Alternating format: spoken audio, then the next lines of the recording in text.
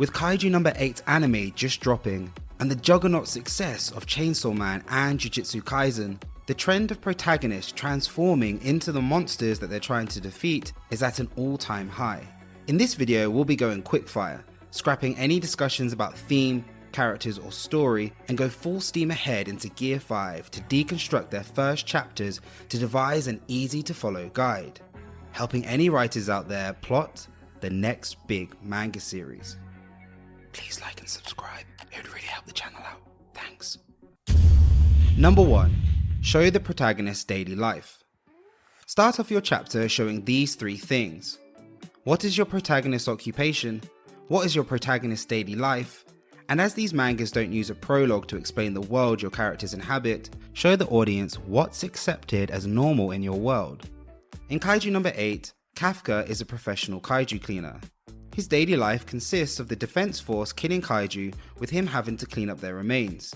In this world, we're shown that kaiju exist and regularly destroy cities in Japan. In Chainsaw Man, Denji is a devil hunter. His daily life consists of killing devils and paying off his debt. In this world, we're shown that devils exist, with a general population viewing them as pests in society. In Jujutsu Kaisen, Yuji is a high school student. His daily life consists of having fun at the occult club and visiting his grandpa in hospital. Curses inhabit this world, but aren't widely known or visible to the general population. Number 2. Show a problem in the protagonist's life.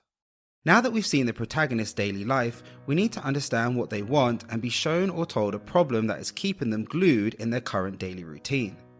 This section is usually shown using a flashback or exposition. Again, in this section we'll be asking 3 questions. What does the protagonist want? What problem is the protagonist facing? And using this problem, explain why the protagonist is stuck living their daily life. Kafka's want is to join the defense force. We're showing this through the exposition of a broadcast with Mina, juxtaposed against his childhood flashback, showing us he's giving up on his dream and is secretly depressed. Because Kafka has given up on his dream of joining the defense force, he's chosen the closest job to his dream and now cleans up the kaiju Denji's want is to live a regular life. We're shown that Denji is too obedient and won't fight back against the Yakuza boss. In a flashback, we understand how long he's been working for the Yakuza boss and how he met Pachita. Because Denji is too obedient, his life consists of killing devils to pay off his father's debt and living in poverty with Pachita. Yuji wants to visit his grandpa in hospital. We're told by Yuji's grandpa that the problem he's facing is that he's bored and living a stress-free life, inferring to us that he's currently aimless and doesn't have any goals. Because Yuji wants to visit his grandpa in hospital, he joins the occult club that finishes earlier, instead of using his incredible strength to join the sports team. By the end of these 2 sections, we've set up your protagonist, allowing the audience to understand who they are, what they want, a problem they're facing, and how this problem has led them to live their daily routine. Which leads into Number 3. Someone or something should dramatically disrupt their daily life. This is best known as the inciting incident, but I prefer to use more simplistic language. This is the most crucial part of the plot, as unbeknown to the protagonist, this is the part of the story that they'll start to transition away from their daily life and begin their journey to overcome the problem they're facing. This section has 2 questions. Who or what dramatically disrupts your protagonist's daily life? And why is this disruption particularly impactful to your protagonist?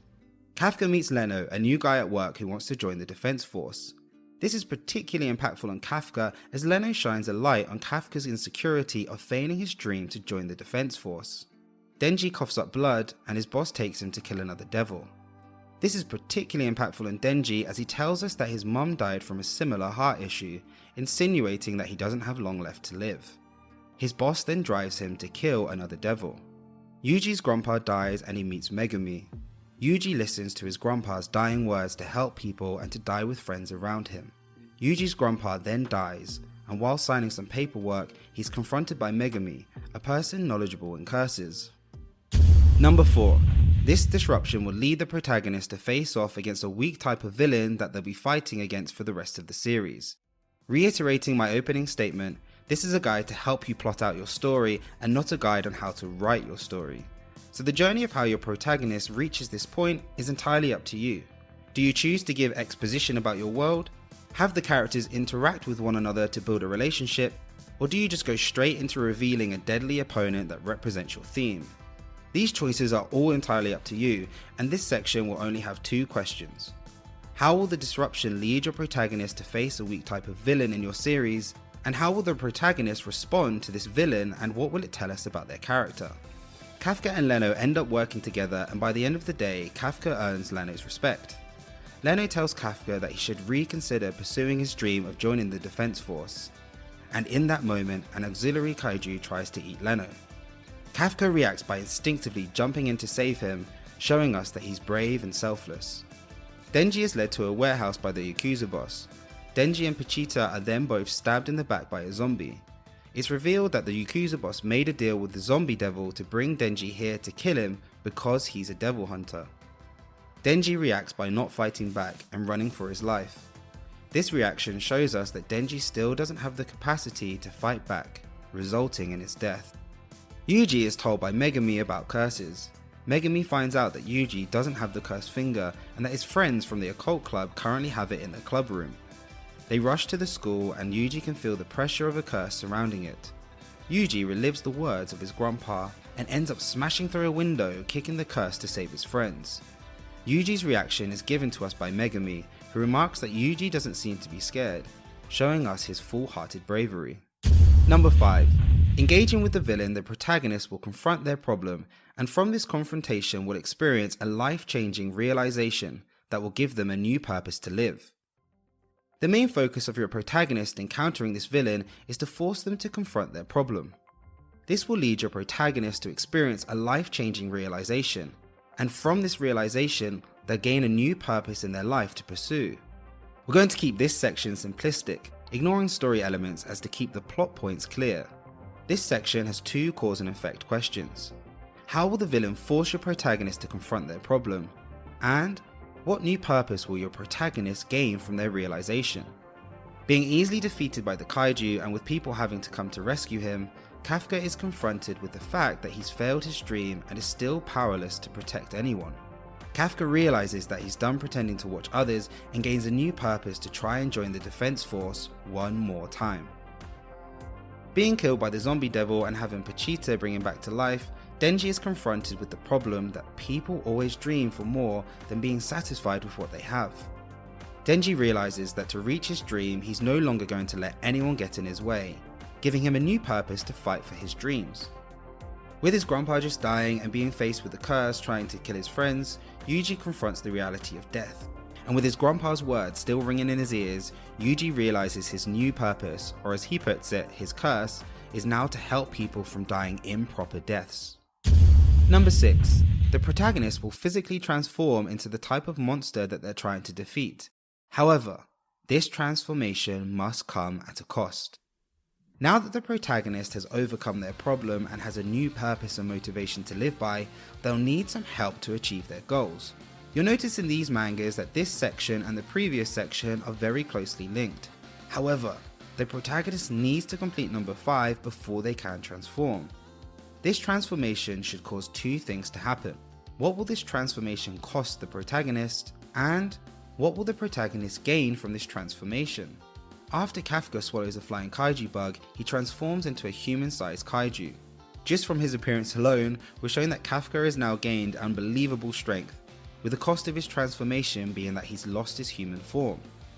The cost of Denji's transformation is probably the biggest, as he loses his best friend Pachita, but in return he gains the ability to become the Chainsaw Devil, enabling him to kill the zombie devil and all the Yakuza zombies, finally paying off his father's debt. As Yuji comes to understand that he needs cursed energy to defeat the curse, he eats Sukuna's finger, transforming into him. With this transformation, he gains the strength and ability to easily kill the cursed, but the cost of this transformation is that he loses his body and mind to Sukuna. Number 7. The protagonist is unable to return to their daily life. The biggest cost that the protagonist will pay for their transformation is that they'll be unable to go back to their normal life. With Denji destroying his former life, Yuji creating new antagonistic forces against him, and Kafka just simply stuck looking like a monster. Their lives are now irrevocably changed, with the last page leading them into their new life, ready to begin their adventure in your manga. This section will have 2 final questions to ask. Why can't the protagonist go back to their normal life? And what lies ahead for your protagonist? Kafka is unable to go back to his old life as the chapter ends with him being stuck in his new kaiju form. An old man spots and reports him, with Leno shouting to Kafka to run, seemingly implying that what lies ahead for Kafka is being mistaken for an evil kaiju, with the last quote stating, "The daily life of where the sirens tear apart the skies has now just begun." As Pochita is dead and his father's debt has been cleared, it's impossible for Denji to return to anything resembling his former life. Now choosing to become this female devil hunter's pet, Denji's new life will lead him to do whatever she tells him. Even though Yuji manages to suppress Sukuna, Megumi explains that because Yuji is now a curse, under the regulations of Jujutsu, he must exorcise him. This, along with his grandpa dying and being able to see curses, has unequivocally changed Yuji's life forever. With the end of the chapter having Megumi state that he'll need to exorcise him, Yuji will now lead a deadly path. Thank you for watching. I hope I've shown at least in this video that even though these mangas share a similar plot structure, that you're able to create and tell your own unique and crazy stories. I've left all the plot points and questions below, so feel free to use them, and if anyone out there who likes this video could press the like button and subscribe, it really helps me out and helps the channel out, as I want to try and make more and more videos like this. And on that note, I'll catch you on the next one.